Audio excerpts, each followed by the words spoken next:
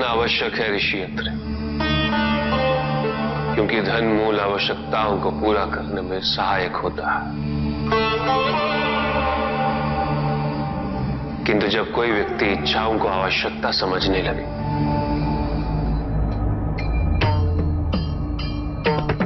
तो धन कितना ही क्यों ना पर्याप्त नहीं होता, क्योंकि इच्छाएं अंतहीन है। इसलिए मनुष्य कभी ना समाप्त होने वाली इच्छाओं की पूर्ति हेतु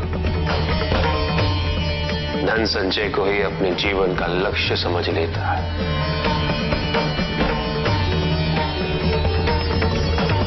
वो लोभी बन जाता है।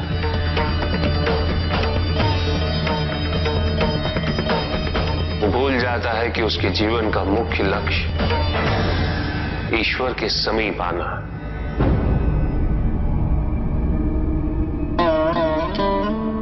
ऐसे लोभी व्यक्तियों को अपनी मृत्यु के समय भी यही दुख रहता है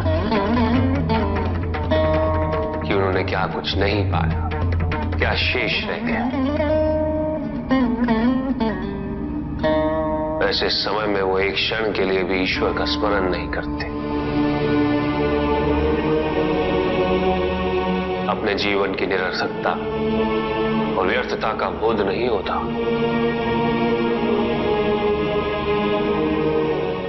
करना चाहिए। धन चाहे कितना भी हो ऋषियत्र, मूल आवश्यकताएं तो केवल उतनी ही। तन ढकने के लिए वस्त्र, पेट भरने के लिए आहार और शरण के लिए भवन। इन आवश्यकताओं के पूर्ण होने के पश्चात जो भी है वो इच्छा है।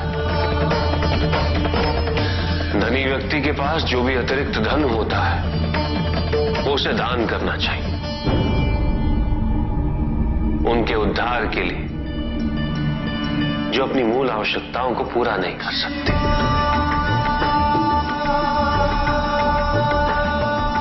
ऐसा करने से संसार में समानता होगी, द्वेष नहीं होगा,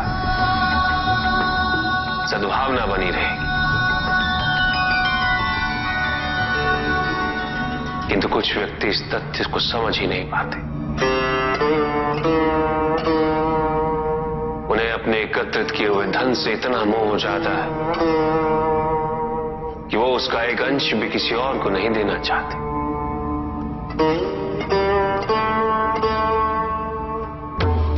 ऐसे व्यक्तियों की सूची में सर्वप्रथम स्थान कुबेर का है।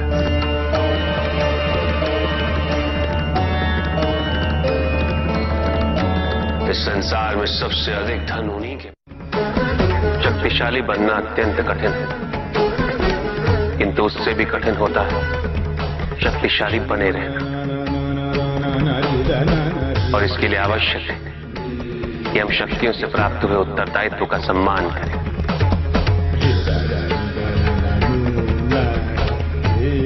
अन्यथा हम स्वयं पर निरंतर खो देते हैं और ये हमारे पतन का कारण बनता है।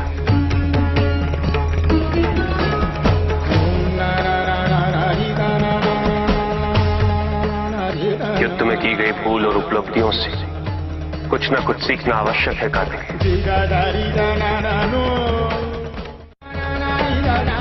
बुराई और अच्छाई के मध्य ये युद्ध निरंतर चलता रहेगा। आज एक अध्याय समाप्त हुआ है, कल दूसरा अध्याय आरंभ होगा।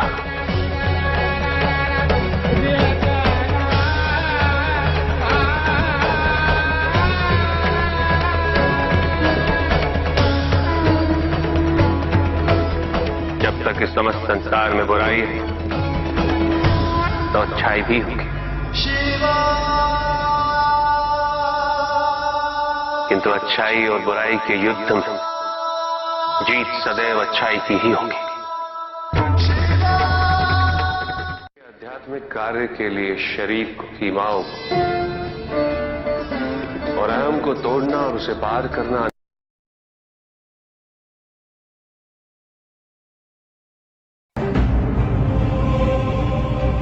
मेरा अपराध क्या है प्रभु? तुम्हारा अपराध था एक त्रिदेव को दूसरे से बड़ा समझना, उनमें भेद करना, उनमें तुलना करना।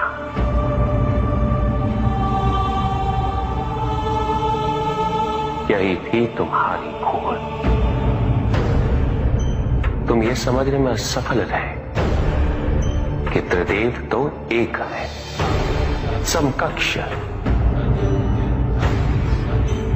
कोई भी किसी से बड़ा नहीं और कोई किसी से छोटा नहीं, कोई भी किसी से अधिक महत्वपूर्ण नहीं और कोई भी किसी से कम महत्वपूर्ण भी नहीं। तुमने जो कुछ भी किया वो भक्ति नहीं थी निकस। भक्ति के नाम पर किया जाने वाला अहंकार था वो कि तुम्हारे आराध्य सबसे महत्वपूर्ण है। कैसे भक्त हो तुम मेरे, जो ये भूल गए कि तुम्हारे आराध्य के भी आराध्य नारायण।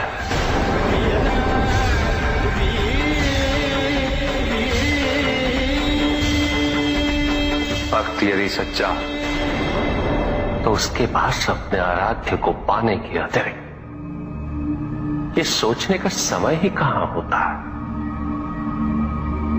कि उसके आराध्य से महत्वपूर्ण भी कोई है या नहीं। वो तो प्रतिपल अपना ध्यान केवल अपने आराध्य पर ही स्थिर रखता है और जब ऐसा होता है निकस तो ना तुलना होती है, ना प्रतिस्पर्धा होती है और ना ही किसी प्रकार की कोई ईर्ष्या होती है। वहां तो केवल आनंद की अनुभूति ही विद्यमान होती है।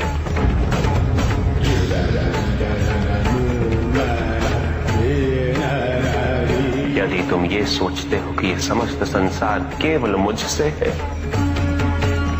तो तुम्हें इस संसार के प्रत्येक स्वरूप से प्रेम होना चाहिए था। तुम्हें इसके कण कण में मेरी अनुभूति होनी चाहिए थी। तब भी किसी प्रकार का भेदभाव तुम्हारे मन में उत्पन्न नहीं होता, किंतु तुमने ये प्रमाणित कर दिया निकास कि अपने आराध्य के प्रति तुम्हारी भक्ति वो भी अधूरी थी, अपूर्ण थी।